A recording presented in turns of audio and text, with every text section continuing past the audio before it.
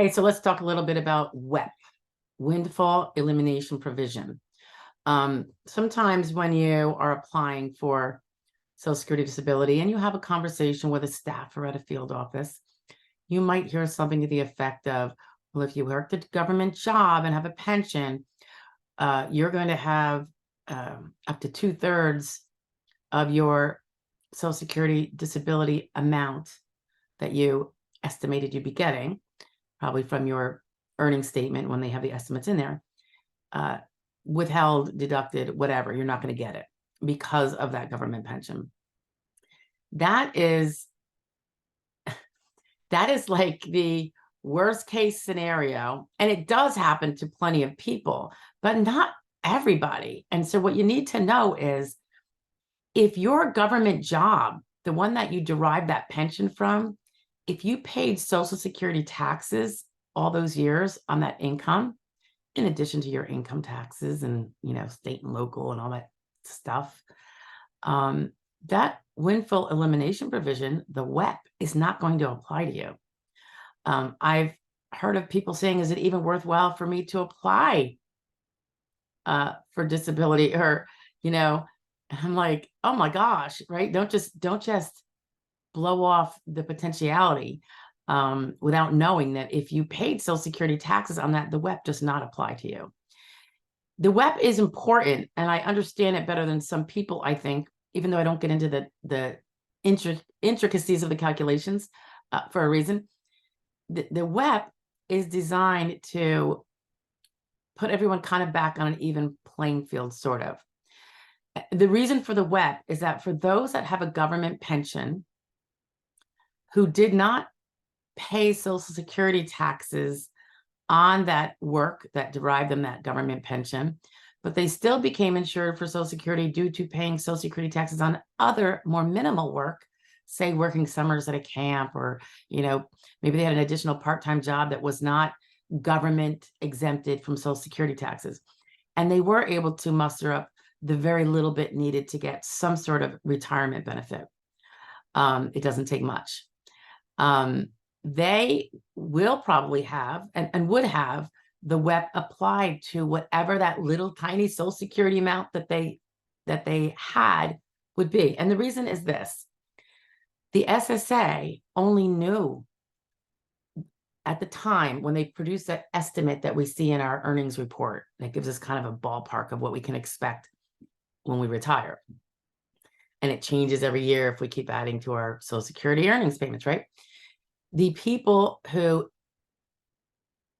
have a Social Security statement because of that little job, the calculation for what appears to be a low lifetime earner, because they do not know about his pension job because he didn't pay Social Security taxes, the low amount that he appears to be garners him a higher percentage rate applied to figure out his Social Security retirement amount. Something that perhaps you and I don't get that percentage amount. So let's say a low income earner might get a 50, 60%. I'm not sure what the max is. 50 or 60% of whatever his average lifetime earnings was, he's going to get that as his retirement, while the rest of us might only get 25%. And there's a cap, of course. So we're all getting a lower percentage. He's getting a higher one specifically to keep him out of the gutter, to assist him a little better because he was such a low, ostensibly appearing to be a low lifetime earner. And they want everyone who has at least gotten Social Security retirement to have at least a minimum floor, which they would get. So they give a higher, I call it a social benefit rate. That's a sliding scale. Oops, that's me, sorry. And so lower income people get a higher rate. They're going to get bigger portion of what their average monthly earnings was over their lifetime, those 35 years, than the rest of us. Okay. So once it's determined that, whoa, he's not the poor boy that his paperwork made him out to be. When it comes to retirement and disability, they will look at all of your income, because now they're going to find out if you had a pension. They're going to stick their fingers in there. If you didn't, you're supposed to report this when you apply. There are questions about it. But if someone doesn't, they're going to find out eventually anyway. So you do not want to not provide that information and look deceitful, right?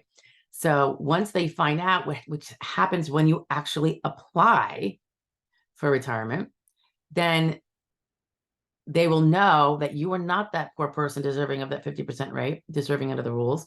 You were a wealthier worker, and you don't get that special little social boost that the rest of the healthier, lifetime workers didn't get.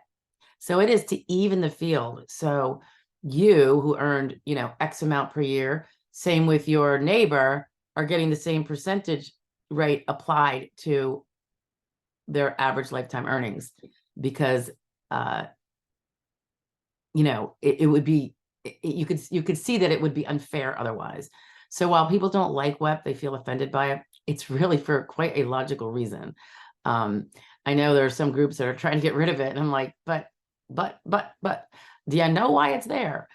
So anyway, going back to it, if you paid Social Security taxes on all that government job income that got you that pension, then you're not going to have WEP applied to you at all. And that is because that is going to be already in the information banks of the SSA when they've been doing your annual earning statements updates that they do for all of us. That's in there. And you'll know if that's in there. If you need to check, download your Social Security earning statement. If you can get into your Social Security online account at ssa.gov/my account, I would do that. Look at all of your income. Is it in the ballpark? When I say ballpark, I'm going to say like within 10% of what you think you earned. Then everything has been, because that's all Social Security tax income in there. So if you have a slew of 0 years when you worked for the government, well, then apparently they weren't taxing you for Social Security. But if all that stuff's showing up, and it might not be the exact amount on your tax return due to a different way that the amounts of Social Security taxes, but it's going to be close. So give it an eyeball, and that might tell you whether or not you're going to have WEP or not. Okay. Just as an aside, another way that you don't have to have WEP applied, even if you do have a pension that is from the government that you did not pay Social Security taxes on that income that derived that pension, is if you otherwise worked 30 substantial years. Substantial is a term of art. I don't even know the figure right now. Maybe it's about 30,000, but I'm sure it changes every year. So it's not the teeny tiny little bit you need to get credits. It's a totally different figure, more of a full-time earnings, but not like, you don't have to be like a 100,000 six-figure earner. If you have what is considered substantial earnings for 30 years, WEP will also not apply. And I believe that if you have something less than 30, but it's approaching 30, maybe if it's over 20, I'm not even sure what the minimum is, the WEP application amount will actually decrease. So the closer you get to having done 30 substantial years that you did pay Social Security taxes on those years, despite having the pension from a job you did not pay the Social Security taxes on, the less the WEP is going to be applied against your Social Security. So that's something to think about too. Anyhow, okay. I hope that helps. Definitely find out about, the WEP. Don't just take it for granted that you're going to have a WEP application and decide it's not worth the effort. Don't do it. Okay. Ciao. Bye.